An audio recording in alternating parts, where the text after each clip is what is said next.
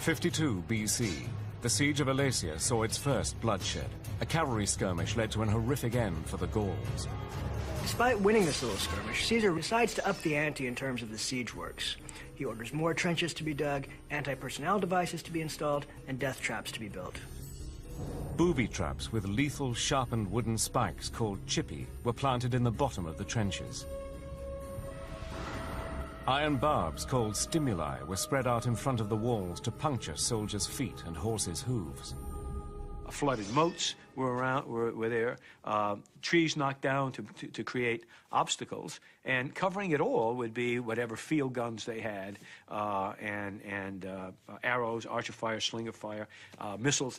They could literally sheathe fire into an impact zone. After only 5 weeks, the 10-mile wall, equipped with pitfalls, obstacles, and anti-personnel devices, was complete. The Gallic general Vercingetorix was forced to take an audacious gamble. He sent his entire 15,000-strong cavalry force to ride across Gaul to recruit volunteers from the other tribes. Well, this seems to be a smart move. Think about this for a minute. He had pretty good success just snipping at Caesar, harassing him, not letting him get anywhere, not allowing him to gather food. But he's giving all of that up, and he says, no pun intended, send in the cavalry. Vercingetorix changes his tactical design and allows the Romans, in essence, to build the siege works and feed their own. The decision to go for help, rather than continuing to disrupt the food gatherers and wall builders, was a critical military decision.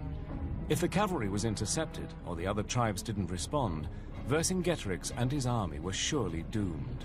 Now, without his cavalry to send forth to harass the Roman army, they can build the siege works at their leisure, which they do. More important than that is they now can forage freely. And what Caesar understands is clearly, what does he say? He orders his commissariat to make sure you collect a 30-day supply of grain. Caesar knew that if the Gallic cavalry did return with significant reinforcements, it could spell his defeat.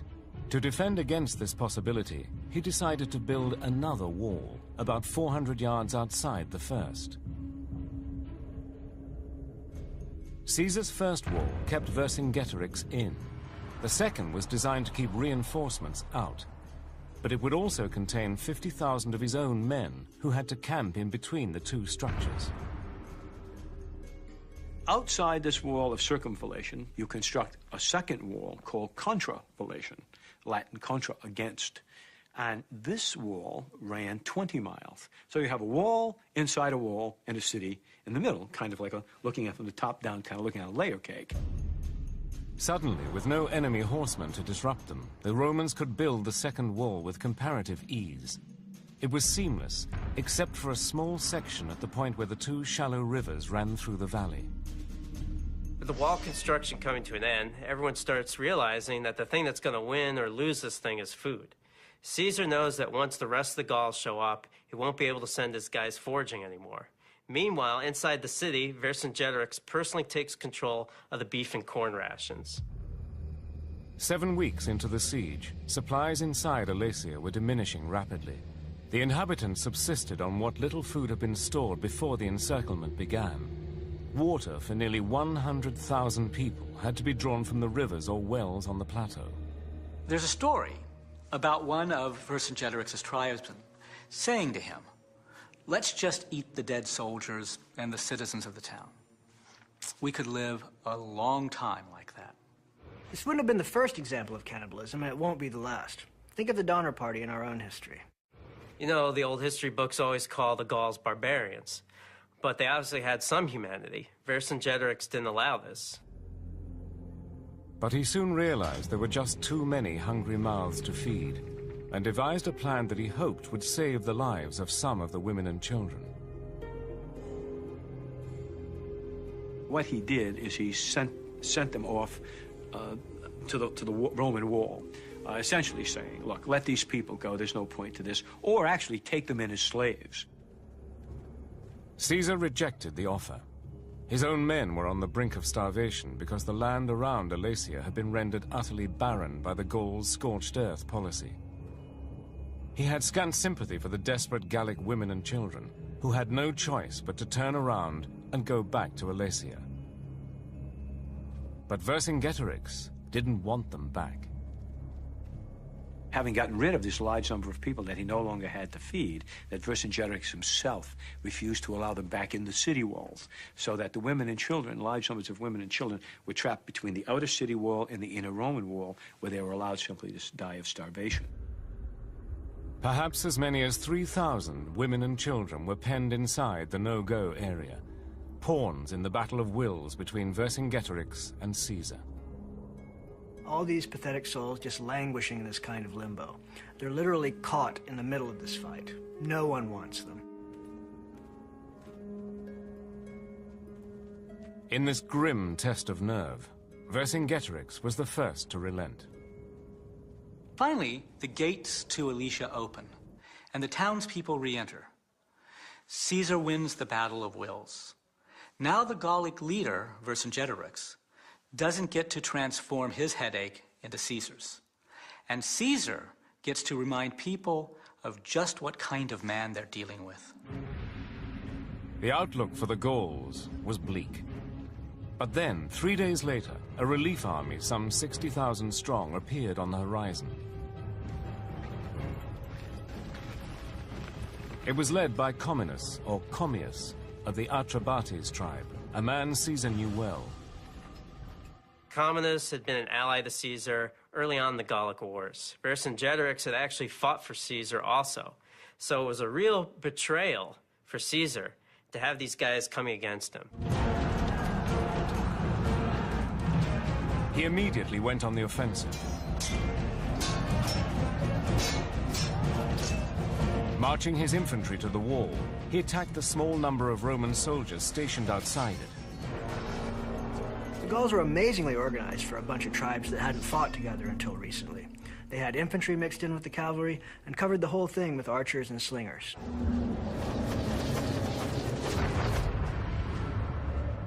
Caesar had no choice but to commit 5,000 cavalry to defend the wall. They rode into a dense hail of arrows. Just when it seemed the Roman defenses would collapse, Caesar sent in reinforcements.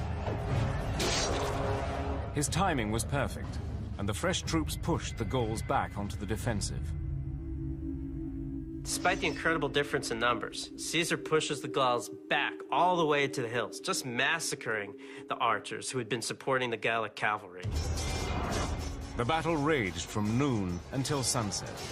As darkness fell, the Romans emerged, victorious. The Gauls' first assault ends in disgrace.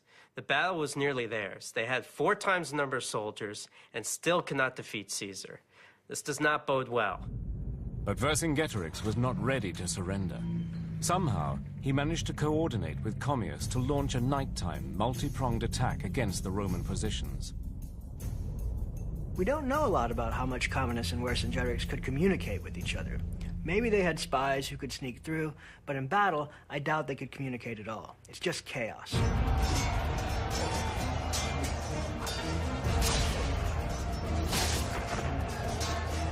Vercingetorix himself led the force attempting to break through the inner wall. Commius and his men attempted to scale the outer wall. A third Gallic force, also on the outside, tried to break through the outer wall on the far side of the city. The Gauls are learning, trying different tactics. This time they've got the cover of darkness on their side, and they've got ladders and wall hooks to scale the walls. Unfortunately for the Gauls, Caesar still has the upper hand. Up in the siege tower, he can easily see exactly what the Gauls are doing. Holding the high walls, the legionaries easily repelled the Gauls below.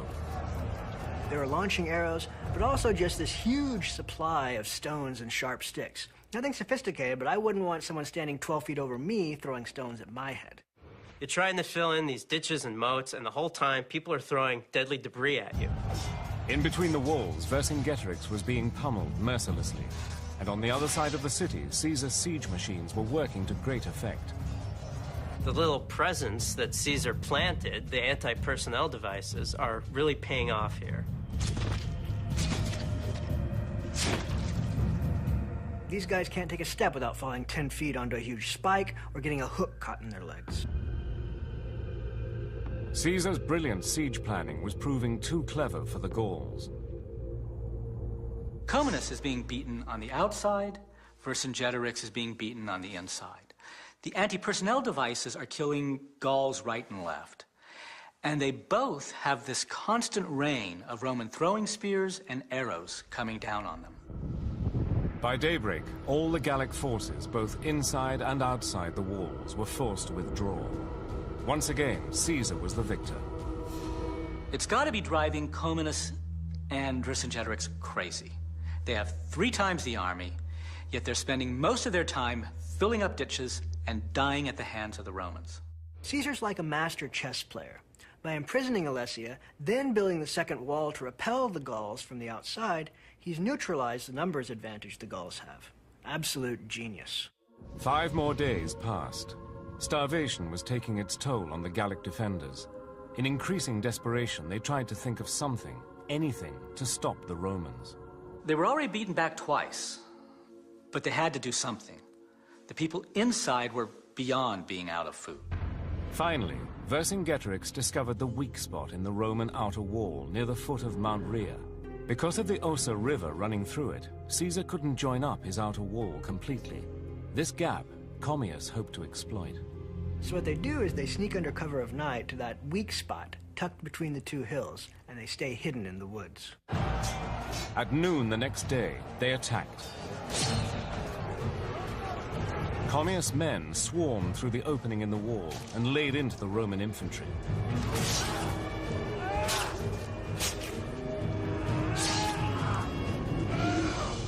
At another section of the wall, a second Gallic force attempted to break through. The second Gallic force begins to overwhelm the wall. The Romans are simply running out of stuff to throw at them.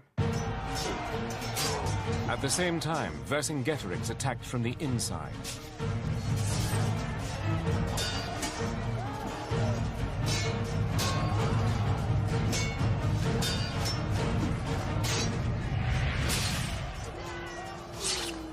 Caesar coolly observed this 3-pronged Gallic attack from the high vantage point of his siege tower. Historians like to debate whether Caesar was really such a great tactician. But what he did at that final battle, it was like conducting an orchestra. He decided to commit 3,600 troops to support his defenders at the gap in the wall. He ordered reinforcement cavalry to come around from the northeast side to help protect the weak spot, but at the same time, the Gauls sent another 20,000 troops into the gap in the wall. But you see, 20,000 men isn't going to do you a lot of good when you're trying to funnel them through essentially a narrow gap between 2 rivers while you're being opposed on both sides by legion camps and in the front by a ditch and a wall. While Caesar watched, the Gauls changed tactics. If they couldn't get through the wall, they would tear it down. By now, they're at the wall, and they're just tearing at these with these mural hooks. They're iron hooks designed for tearing down the walls of a besieged town. Everything's kind of backwards because of Caesar's walls. Usually it's the conquering force that's using mural hooks, not the defenders. The battle raged on all 3 fronts, neither side yielding.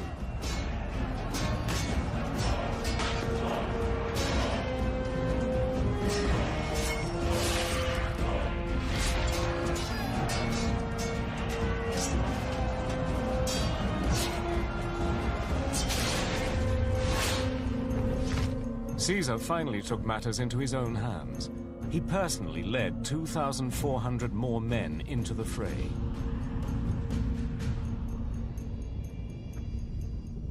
He takes command of 4 cohorts of infantry himself, puts on his famous red cloak. He always thought it important that troops should see their commander in battle, and leads these 4 cohorts right into the fray. The Roman line was ready to break until Caesar arrived at the last minute with the reinforcements.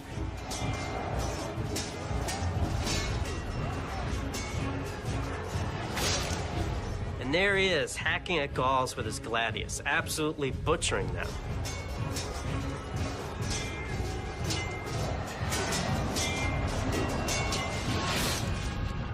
There's a big difference between a commander saying, "Charge," and one saying, "Follow me, boys."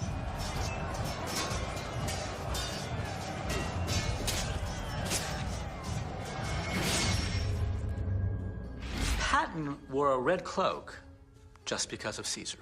Now that Caesar's there, the Roman legions put down all these pilum and javelins and things that they were throwing from a distance, and they pick up their swords and they just charge the Gauls.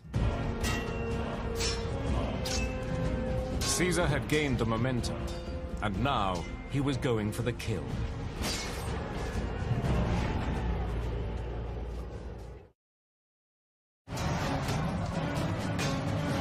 More than 2 months into the siege of Alesia, Julius Caesar, wearing his famous blood-red cloak, led 2,400 men into battle against the Gauls.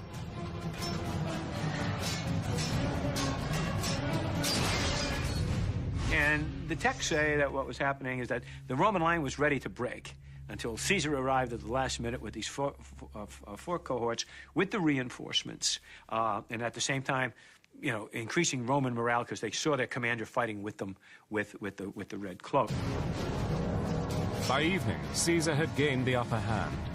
He pursued the Gauls to their camp and cut them down like animals.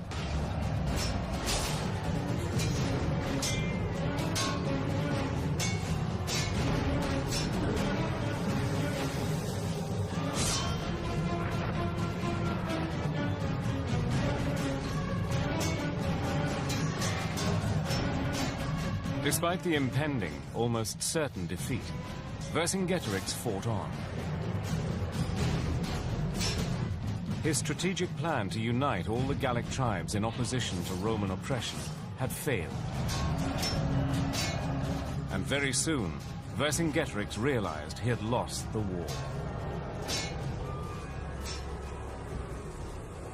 The defeat sends the message of kind of despair to the other tribes in the coalition. And after a day or two, one by one, as they had done so many times in the past, they began to wander back to their own tribal lands. And even Vercingetorix understands that the game is over. And he's the one who takes the initiative and opens negotiations with the Romans. Caesar had gained a grisly reputation as the general who massacred entire tribes.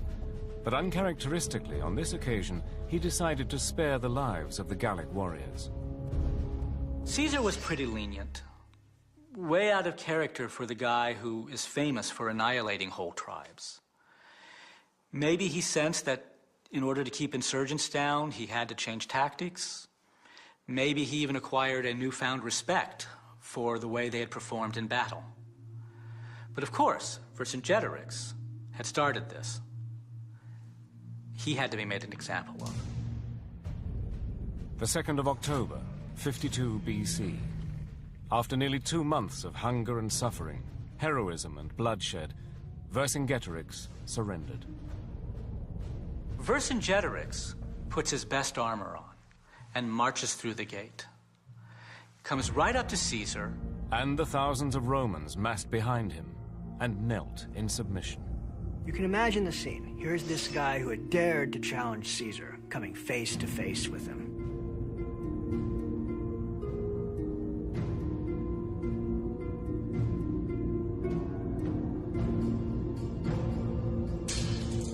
He was a valiant warrior, but Vercingetorix had committed a basic tactical error. He had a plan, not to take Caesar head on, but to skirmish, cut his communication, cut his supply lines, just harass him at every turn. He held on to that at times when he could have tried to go in for the kill, but he stayed disciplined. Then he suddenly scrapped the whole idea. He sends his best fighters to go get help. Help that didn't end up doing much good. It's fascinating. He had hung to the original strategy right to the point where it was succeeding, and then, for whatever reason, changes the strategy, and it cost him dearly. While many of the Gauls were freed, Vercingetorix was taken to Rome, chained in a cage, and executed.